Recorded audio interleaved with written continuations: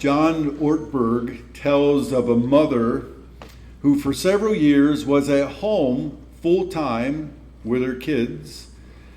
Her husband was a well-known public leader, and when she was with him at a social function, often people would ask, "And what is it that you do, dear?" She finally got her response ready. "I socialize select individuals into the dominant values of the Judeo-Christian tradition so that they can be instruments for transforming the social order into the kind of eschatological utopia that God willed from the beginning of creation. And what do you do?"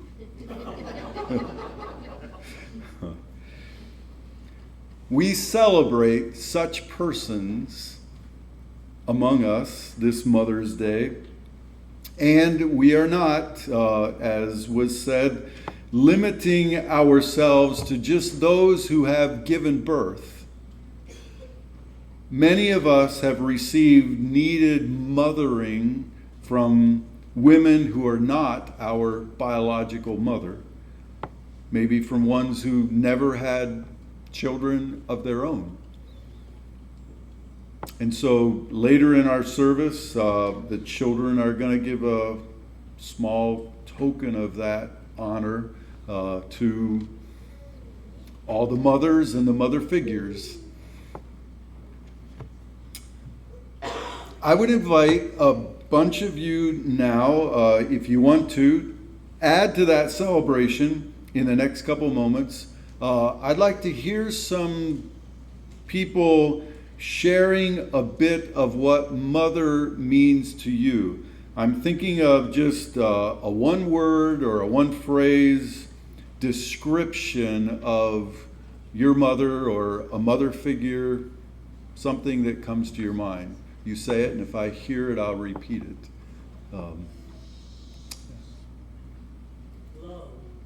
Love. Prayer warrior. Selfless. Giving. Helping. Protecting. Patient. Encouraging. Listening. Available.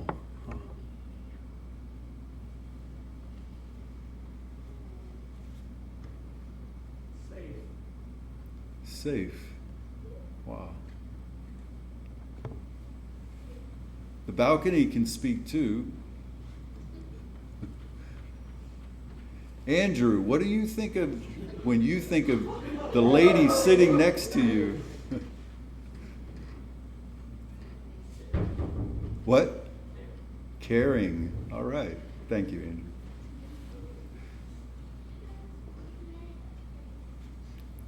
Okay. I won't put Herschel on the spot or somebody like that. I want us to observe something as we think of the qualities of a mother. The qualities that we tend to give include the traits that the world in which Jesus and the New Testament was in, the Greco-Roman world, the traits that world typically viewed as female virtues. In particular, kindness, compassion, and humility. They had other qualities that they would list too. Endurance or patience was one of them, because they usually didn't have much power, so they just sort of had to, endure whatever came to them. But those were some of the qualities that were often associated with the activities of a mother. Here's something surprising, at least I think it's hard for most of us today in our world to believe. In that world, those qualities were seen as severely second class, as were women themselves, I guess it'd be fair to say. Those traits were not valued in the public realm. They were pretty well relegated to the private domestic realm. The classical Greek and Roman virtue lists, for instance, by Plato or Aristotle or Cicero, barely mention anything having to do with love. Rather, the virtues valued in the public realm were a whole different set, like courage and strength and honor. Those manly traits were what was valued. So much so, in fact, that the word virtue actually, I think I mentioned this a couple months ago maybe, the word virtue actually comes from the Latin word vir, V-I-R, which means man.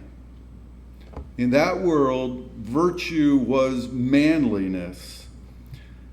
And civic leaders were not to show kindness, compassion, humility. I mean, how can you effectively lead people if your greatness isn't obvious? Or if they don't know how strong you are? In fact, compassion and pity for those who are sick and needy, according to the Greeks and Romans, was actually a weakness, not a strength. They would say the sick and the poor, those persons are obviously deficient. Don't let an emotion like pity move you to waste your resources on, the losers, the ill-constituted, the undeserving. But yet we today value compassion and kindness and patience and mercy and grace and forgiveness, and also value humility in the public realm, not just in our mothers, but also in our leaders. Why is that? What happened that transformed, that changed the value system of the world into what it is today? It's because into this world came Jesus. Jesus, who again and again is full of compassion. Our text, Luke chapter 13, starting in verse 31 through the next chapter, through verse 14, is full of instances like this. Jesus, when he was told that the leaders in Jerusalem were trying to kill him, what does he say? Luke chapter 13, verse 34, Jerusalem, Jerusalem, how often I have longed to gather your children together as a hen gathers her chicks under her wings, and you were not willing. Not only did he show compassion to this city whose leaders were wanting to kill him and were about to kill him, but Jesus even uses a mothering image as he expresses his compassion. I long to gather your children together as a hen gathers her chicks under her wings. And then in Luke chapter 14, verse 2, while he's eating in the house of a prominent Pharisee on a Sabbath day, He sees one who is sick, a man suffering from abnormal swelling. The NIV says it. Some translations call it dropsy. Some translations say the man's arms and legs were swollen. And Jesus cares for this one. He touches the sick man, he heals him, and he sends him on his way. Later, Jesus tells his host at the banquet, at the meal, verses 12 to 14, when you give a luncheon or a dinner, do not invite your friends, your brothers or sisters, your relatives, or your rich neighbors. But when you give a banquet, invite the poor, the crippled, the lame, and the blind. Calling for compassion, for kindness. And then in the section between healing the man and saying what we just read to his host, Jesus explicitly champions humility, even in leaders. He tells those at the table, this is verses 7 through 11, when someone invites you to a feast or a banquet, do not take the place of honor. Take the lowest place. For all those who exalt themselves will be humbled, and those who humble themselves will be exalted. Jesus embodies and seeks to instill what we could call the female virtues. And it's not that Jesus doesn't also have that set of male virtues. When he's told Herod wants to kill you, he replies with lots of courage and strength. Verse 13:32, go tell that fox, I will keep on driving out demons and healing people today and tomorrow, and on the third day I'll reach my goal. When he asked the Pharisees and the experts in the law, is it lawful to heal on the Sabbath or not? And they won't answer. Well, he presses them. He challenges them. If one of you has a child that falls into a well on the Sabbath day, or your ox, don't you immediately pull it out? So Jesus showed both the so-called male virtues and the female ones. But the ones that he taught, the ones that Jesus emphasized again and again, were the, what you could call the female ones. His repeated theme was love and mercy. And that's the repeated refrain that we hear in the church as well as we read the New Testament. All through it, it's clear that virtues such as kindness, patience, and humility are to be embodied by both males and females in public and in private.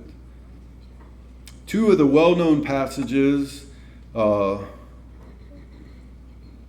first one is Philippians chapter 2, starting with verse 3. Do nothing out of selfish ambition or vain conceit.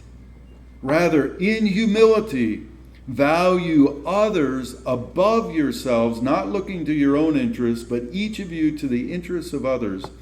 In your relationships with one another, have the same mindset as Christ Jesus, who took the very nature of a servant and humbled himself by becoming obedient to death, even death on a cross.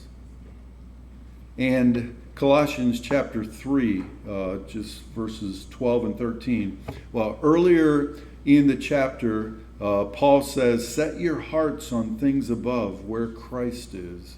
Lifting up Christ. That's our goal. Keep our mind on him. And he also says, Christ is all and Christ is in all. And then verse 12, he says, therefore, as God's chosen people, holy and dearly loved, clothe yourselves with compassion, kindness, humility, gentleness, and patience. Bear with each other and forgive one another. If any of you has a grievance against someone, forgive as the Lord forgave you. So we're going to close this service doing two things to honor those who express kindness and compassion and humility. We are going to give these flowers, the children are going to give them, to the mother figures in our congregation, celebrating them, celebrating the qualities that they show. And we are going to receive communion together, celebrating the ultimate way in which Jesus showed humility and love, loving us even when it meant the shame and the suffering of the cross.